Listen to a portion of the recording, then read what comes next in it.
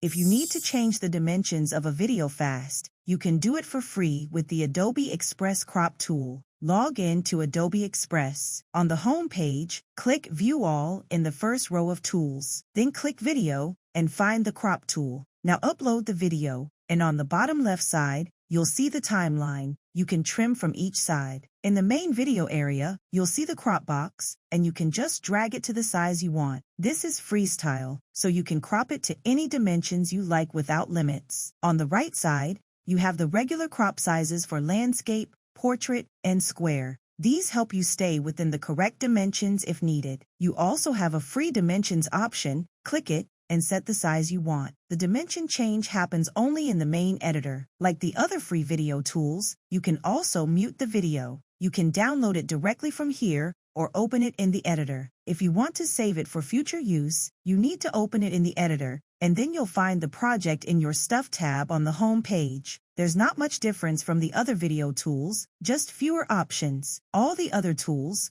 like Merge and Resize, have the same options for dimensions and cropping. This is useful if you only need to crop the video to a specific dimension and don't need anything else. Watch this video next. Like and subscribe, and I'll see you next time.